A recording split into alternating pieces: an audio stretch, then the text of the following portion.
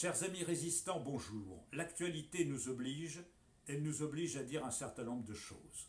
Tout d'abord, je souhaiterais faire un rappel au gouvernement français.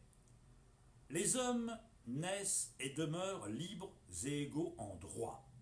C'est l'article 1er de la Déclaration des droits de l'homme que nos grands ancêtres ont proclamé le 26 août 1789 et qui figure toujours au frontispice de notre Constitution française. Les hommes naissent et demeurent libres et égaux en droit.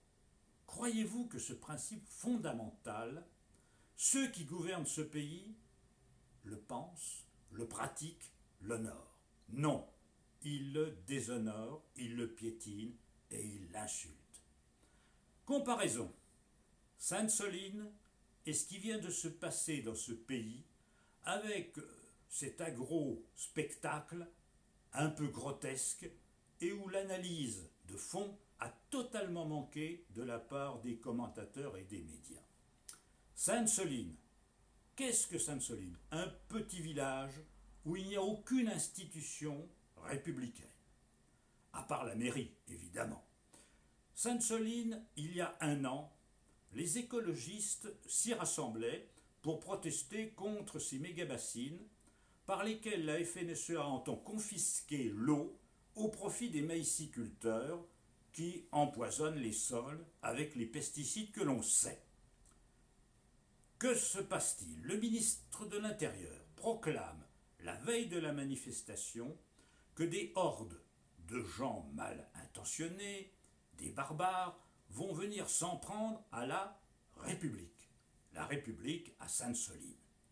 De quoi s'agit-il? D'un trou dans un champ où il n'y a même pas d'eau. Et que fait le ministre de l'Intérieur? Il mobilise 2200 gendarmes avec un matériel de guerre pour combattre ces éco-terroristes, dixit ce qu'il a indiqué, qui venaient s'en prendre à la République. Mes amis écologistes des soulèvements de la Terre ont eu un grand tort. C'est de ne pas faire un pied de nez à ce petit personnage qu'est le ministre de l'Intérieur. Il suffisait de ne pas aller près de ce trou, car le gouvernement souhaitait, pour mobiliser la frange réactionnaire du pays, ceux qui n'aiment pas les désordres et qui pensent que mieux vaut une injustice qu'un désordre, pour ne pas les réveiller, il fallait ne pas susciter d'incidents. Or, le gouvernement voulait des incidents pour mobiliser l'opinion en un temps où la France était en crise en raison de la réforme des retraites. Il fallait donc stimuler le parti de la peur. Et c'était fait pour ça. Le ministre délibérément cherchait l'incident et cherchait le spectacle. Parce qu'il est idiot, sinon, de mobiliser 2200 gendarmes pour défendre un trou dans un champ qui n'était nullement en danger et qui ne présentait aucun intérêt. Est-ce la conception que M. le ministre a de la République? Un trou dans un champ. Un an après, les agriculteurs, tendance FNSEA à coordination rurale, sèment la pagaille en France. 400 000 euros de dégâts selon la mairie d'Agen, rien que dans cette commune. Sur l'autoroute A20, 1 million d'euros de dégâts. Des édifices publics brûlés et détruits dans Languedoc. Une MSA, Mutualité Sociale Agricole, et des locaux de la DREAL. Que dit le ministre de l'Intérieur? Nous comprenons la misère de ces gens-là. Ceux qui défendent des idées, qui défendent des valeurs, qui défendent les générations futures, qui défendent la viabilité de la Terre, sont des terroristes, alors que ce qui les anime, c'est le bien public. Des gens qui défendent leur tiroir-caisse sont de pauvres gens estimables et qu'il faut respecter. Je me souviens d'un temps où, jeune auditeur de justice à l'École nationale de la magistrature, on nous avait indiqué avec amertume, si la FNSEA, lors d'une de ces manifestations, attrape un commissaire de police et le peint en blanc, nous ne pourrons même pas poursuivre les délinquants.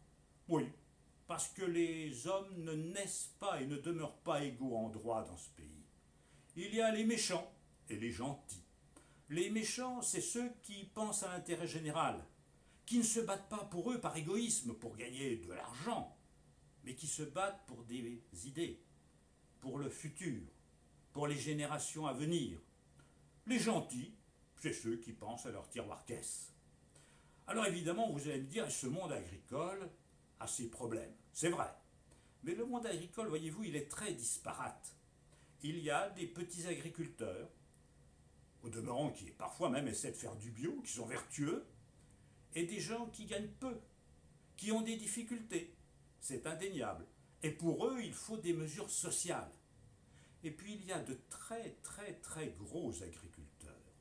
Ces céréaliers de la Beauce, qui ont jusqu'à 10 tracteurs par exploitation, plus une moissonneuse, 200 hectares. Le président de la fameuse FNSEA possède 700 hectares de céréales, plus une dizaine d'entreprises dont il est gestionnaire. Ce ne sont plus des paysans, ce sont des hommes d'affaires. Et la FNSEA co-gère l'agriculture française depuis 50 ans, enfin même depuis la dernière guerre mondiale, avec ce magnifique résultat que s'il y avait 2 millions d'exploitants agricoles, ils ne sont plus que 400 000, et je pense qu'il y en a encore à peu près 150 000 à 200 000 qui sont condamnés à disparaître du fait de la politique agricole productiviste. Donc, j'allais dire, sur ces barrages qui ont occupé l'opinion publique, avec cette complaisance des médias qui ont fait preuve d'un manque total d'esprit d'analyse, on n'a pas vu qu'il y avait d'un côté des petites gens, c'est vrai, qui ont des difficultés sociales, et des gens qui n'en ont aucune, mais qui veulent garder des privilèges, voire même en acquérir de nouveaux. Parce que le monde agricole, outre l'impunité dont il bénéficie quand il commet des exactions, bénéficie de nombreuses exonérations fiscales. Un gazoil détaxé, des droits de succession réduits, des primes publiques importantes à l'hectare, ce qui favorise évidemment les gros au détriment des petits. Mais ce n'est pas tout. Le gouvernement n'en est pas resté à cette insulte faite à nos grands ancêtres. Les hommes naissent et demeurent libres et égaux en droit. Donc un écologiste vaut un agro-terroriste, n'est-ce pas? Eh bien, il n'en est pas resté là. Le Premier ministre a fait un discours qui me rappelait du mauvais Giscard.